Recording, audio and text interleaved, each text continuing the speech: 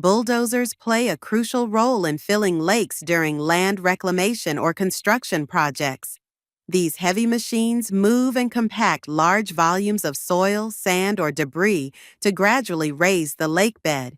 Operators strategically layer materials, ensuring stability and even distribution.